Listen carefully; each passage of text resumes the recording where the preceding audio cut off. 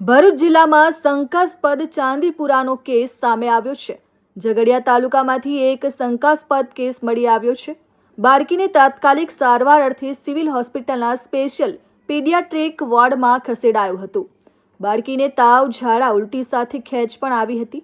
બાળકનું સેમ્પલ લેબોરેટરીમાં પરીક્ષણ અર્થે મોકલવામાં આવ્યા હતા। 3 વર્ષીય બાળકીની તબિયત સારી અને સ્થિર હોવાથી ચિંતાજનક નથી। જો કે શંકાસ્પદ કેસ મળતા આરોગ્ય વિભાગ દ્વારા ગામમાં રોગચાળા અટકાયતી પગલાં ભરાયા હતા। મારું નામ ડૉક્ટર રુસિલ વસાવા છે। હું ભરૂચ કેએમસીઆરઆઈ હોસ્પિટલ ખાતે પીડિયાટ્રિશિયન તરીકે કાર્યરત છું। સોમવારે અમારા પાસે એક શંકાસ્પદ ચાંદીપુરાનો કેસ આવેલો હતો ઝઘડિયા તાલુકામાંથી।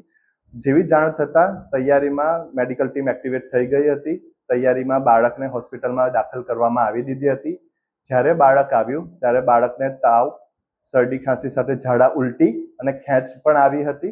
બાળકને અહીંયા દાખલ કર્યા પછી હમણાં બાળક સ્ટેબલ છે, તાવમાં પણ રાહત છે, ઝાડા ઉલટીમાં પણ રાહત છે અને ખેંચ આવેલ નથી। એના પછી બાળકના જે જરૂરી રિપોર્ટ્સને મોકલવાના હતા તે અમે ઓલરેડી ગાંધીનગર ખાતે મોકલી દીધેલા છે। હજુ રિપોર્ટ્સ આવવાના બાકી છે, પેન્ડિંગ છે।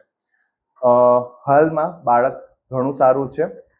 બીજું જાગૃતિ રૂપે કહેવાનું કે જો ક્યાંય પણ તમારા બાળકને એવું લાગે તાવ આવે છે, ઘણો ઊંચો તાવ છે, ઝાડા ઉલટી છે કે ખેંચ આવે છે તો તૈયારીમાં નજીકના દવાખાને પહોંચવા વિનંતી અને યોગ્ય સારવાર લેવા વિનંતી છે।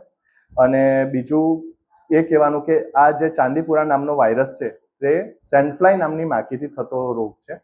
તો એ જનરલી ઘરની તિરાડ હોય ત્યાં, ઢોરઢાકર હોય ત્યાં વધારે જોવા મળે છે।